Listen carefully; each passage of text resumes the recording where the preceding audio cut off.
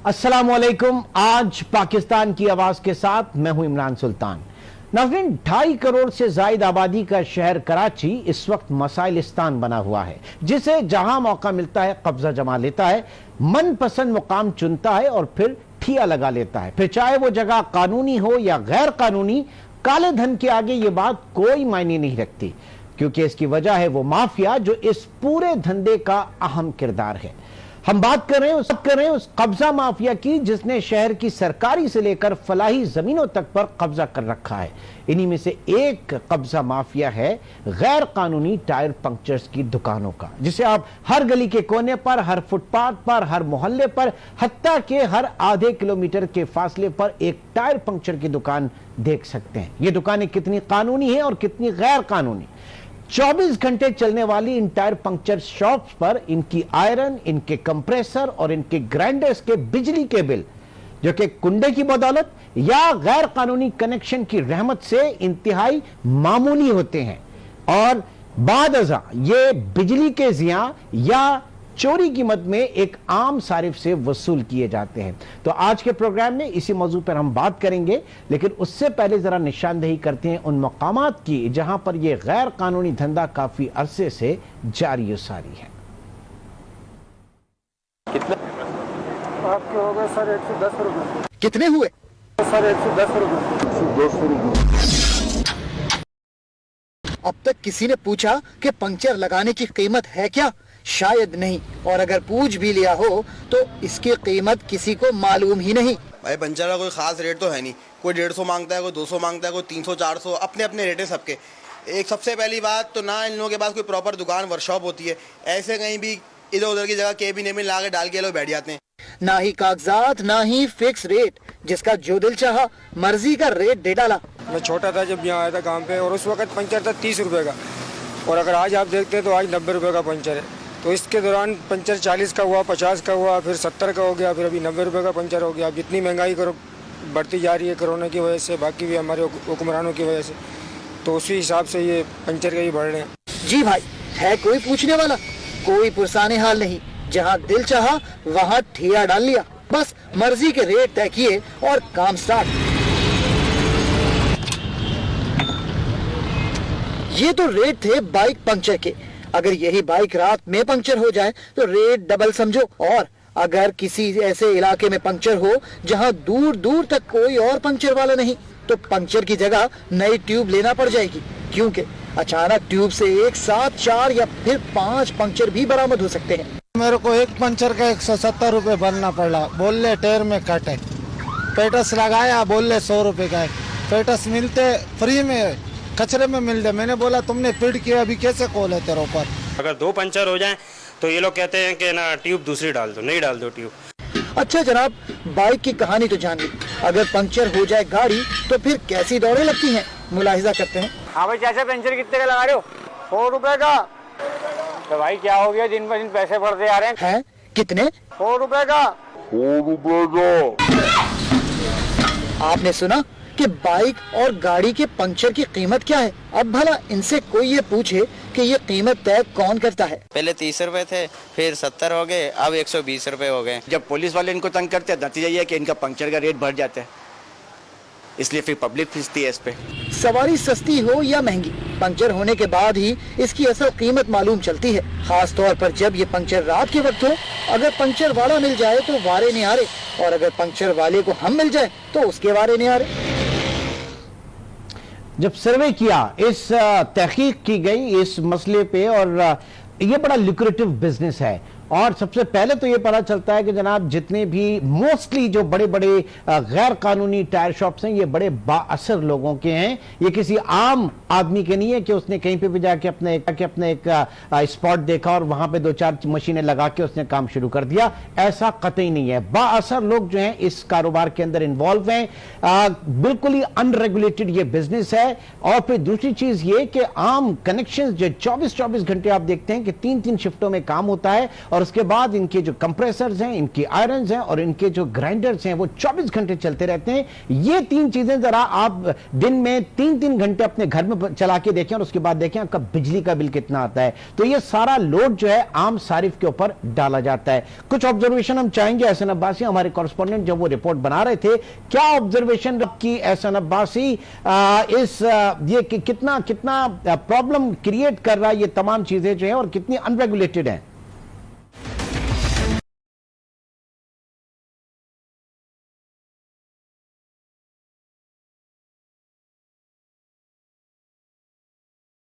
आज के साथ मैं हूं एहसन अब्बासी। शहर में सुप्रीम कोर्ट के वाज़ेह अहकामात के बाद आज भी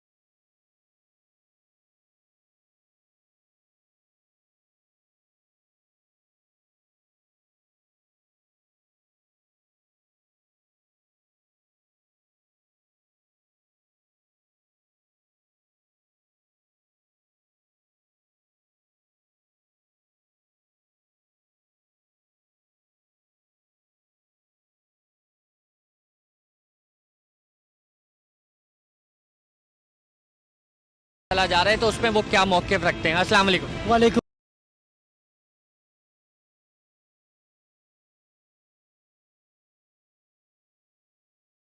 पहले मैंने 70 रुपये का पंक्चर लगवाया था।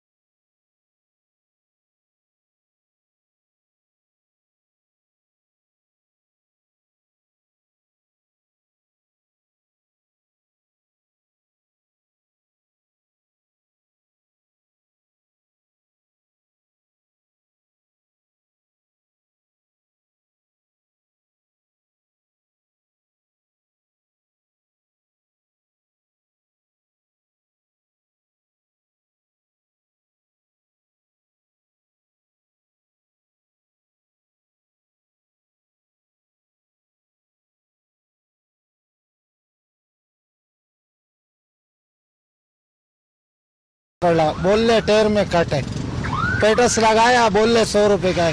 पेटस मिलते फ्री में, कचरे में मिलते। मैंने बोला तुमने फिट किया, अभी कैसे कॉल है तेरे ऊपर। 170 रुपए का पेटस लगाया और पंचर 70 रुपए का इन लोगों ने कर दिया।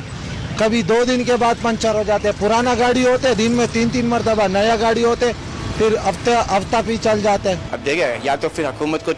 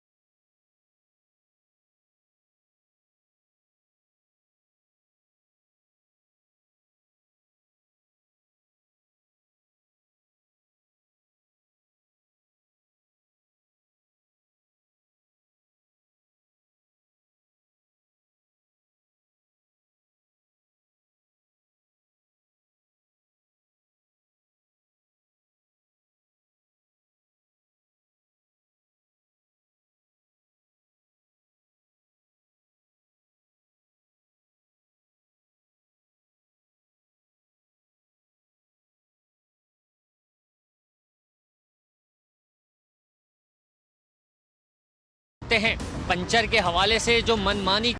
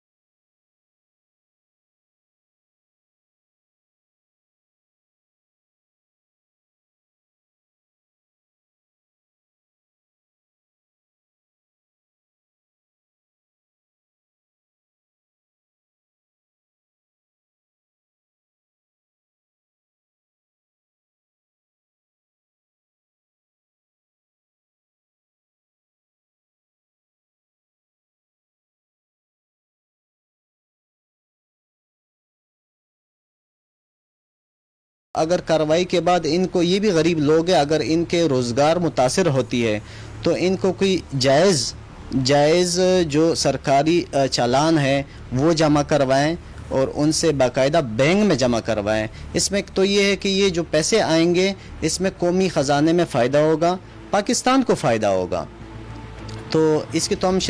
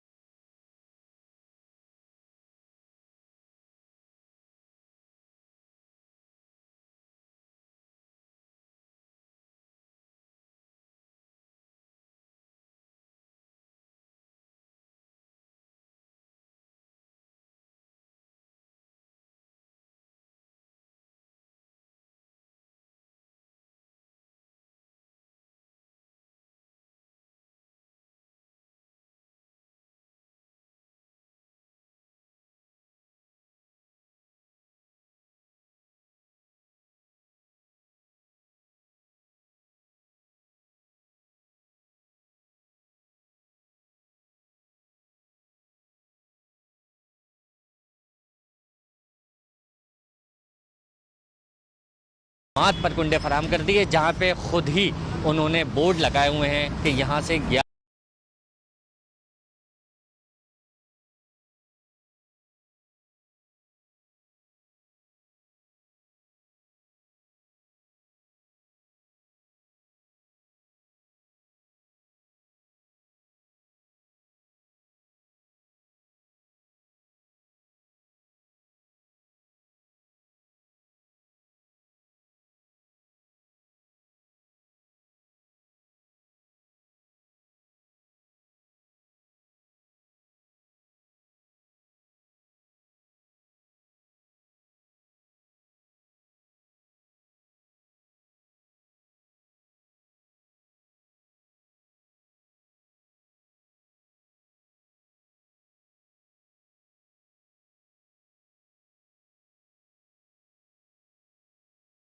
वालों से बात की जाए, लेकिन किसी ने बात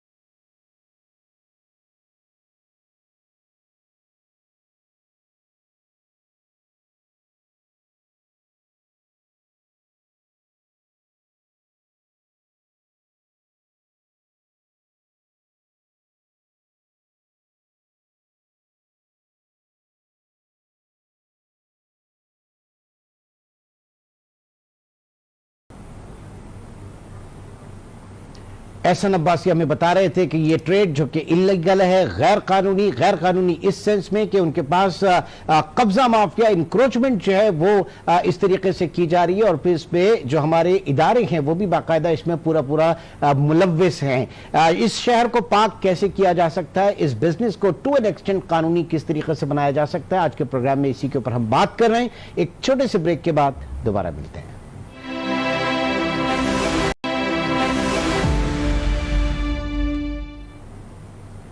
वेलकम बैक। बात हो रही है पंक्चर माफिया की। तो सिंध के बेशतर मुकामात पर कायम पेट्रोल पंप्स पर पंक्चर की दुकानों की कीमत और किराया कितना है, पेट्रोल पंप्स एसोसिएशन के vice chairman Mahmood Alam bag से हम जानते हैं उनका क्या कहना है। जो टायर शॉप का क्राइटेरिया है उसका बहुत सिंपल है। इसके ऊपर हम इनको मंथली वाइज रेंट के ऊपर देते हैं, एक सर्टेन अमाउंट के ऊपर। किसी जगह पर रेंट एज पर ट्रेड जिस तरह हो रही है, उनका बिजनेस जिस तरह हो रहा है, कहीं पे रेंट ज़्यादा है, कहीं पे रेंट कम है। मुख्तलिफ स्टेशंस के मुख्तलिफ रेंट्स होते हैं। इनके ऊपर हम बिजली का बिल लेते हैं के इलेक्ट्रिक का, और ये तमाम कार्रवाई होती है। तकरीबन 360 स्टेशन है कराची शहर के अंदर, और सबके ऊपर ये फैसिलिटी अवेलेबल है। जो रेट लिख से फराहम की जाती है उसी के ऊपर ये लोग रेट चार्ज करते हैं, और कहीं पर रेट ज़्यादा है, कहीं पर रेट कम है। पंचर वाले की एक जो उन्होंने शीट प्रोवाइड की जाती है जो कि इनकी शॉप के ऊपर लगी होती है, उसी के ऊपर रेट लिए जाते हैं। अगर आप पूरे पाकिस्तान में लेंगे तो हर जगह पर इसी तरीके से है। एमसी की तरफ से हमारे पास कोई नहीं आता, क्योंकि उनकी तरफ से कोई रेट लिस्ट प्रोवाइड नहीं की गई। अगर रेट लिस्ट प्रोवाइड की जाएगी तो डेफिनेटली हम उसको फॉलो करेंगे। तो अब तक जो भी चीजें एस्टैब्लिश हुई उससे एक चीज सामने आई कि यकीनन रोजगार लोगों को इससे मिला हुआ है, और हजारों की तादाद में लोग इन ये जो टायर पंक्चर शॉप्स हैं इनसे वाबस्ता हैं। प्रोग्राम का मकसद सिर्फ एक ये है कि जो इंक्रोचमेंट वाली चीज है उस एलिमेंट को खत्म किया जाए, इस बिजनेस को रेगुलेट किया जाए। आवाम की जो शिकायत हैं पंक्चर की इसके चार्जेस के हवाले से और सर्विसेज के हवाले से, और इनसे भी बढ़कर जो बिजली ये इस्तेमाल कर रहे हैं वो उसका बिल जो है एक आम सारिफ को अदा करना पड़ता है, बिजली थेफ्ट के हवाले से या लाइन लॉसेस के हवाले से। इन चीजों को रेगुलेट करने की जरूरत है, क्योंकि जब हम इस शहर को स्ट्रीमलाइन में लेकर आएंगे, दोबारा असरनो तामीर की बात की जाती है, इसकी रिहैबिलिटेशन की बात की जाती है, तो उसमें ये वो सारे लिंक्स वो हैं, लूप होल्स हैं जिसको हमें एडमिनिस्ट्रेशन को जिसको देखना होगा। इसी के ऊपर हम मजीद भी बात करेंगे। एक छोटे से ब्रेक के बाद दोबारा मिलते हैं।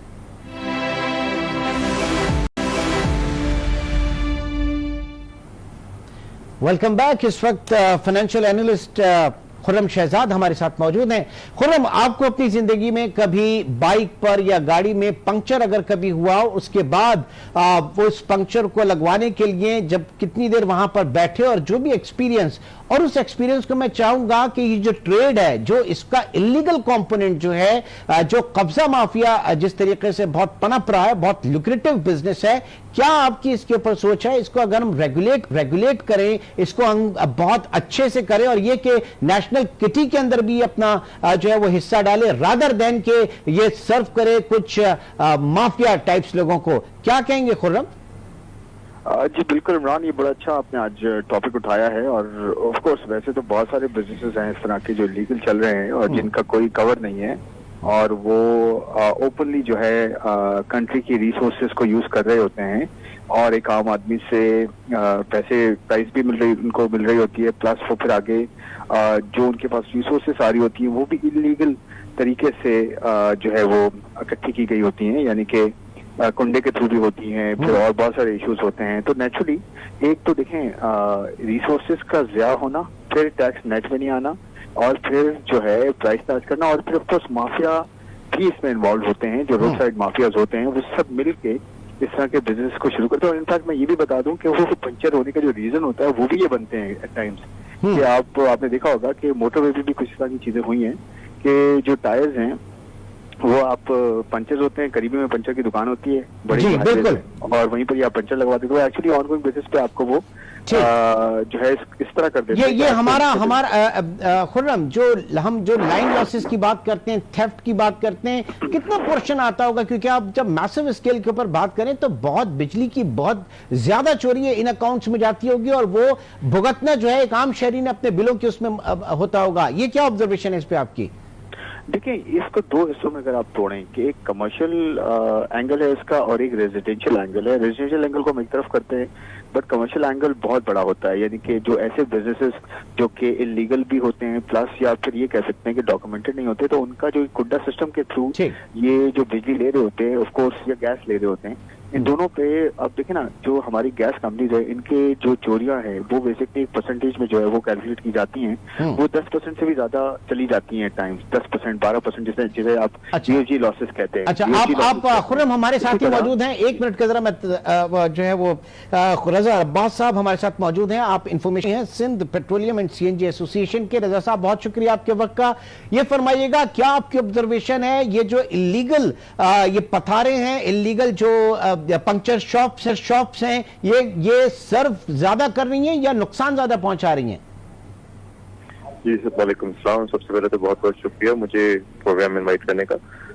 मैं जी ये कहूँगा एनीथिंग इलीगल, बेशक वो डब्बा स्टेशन हो या पेट्रोल पंप शॉप्स हो, जो भी हो, जो जिससे गवर्नमेंट को रेवेन्यू नहीं मिल रहा और बाकी लोग जो लाइसेंस कारोबार कर रहे हैं उनको आप उनके साथ ज्यादती भी कर रहे हैं। वो भी इसी स्टेट के बेटे हैं, मगर उनके साथ आपने अपॉर्चुनिटी जो उनको वो नहीं दी और किसी खास माफिया को प्रमोट किया या आपने उनके किसी प्रेशर में या पॉलिटिकल प्रेशर में उन पे हाथ नहीं डाला, तो आप एक इस स्टेट को बनाना रिपब्लिक की तरफ लेके जा रहे हैं। हमें अब एक वक्त आ गया है कि इन पे क्रैकडाउन भी करना पड़ेगा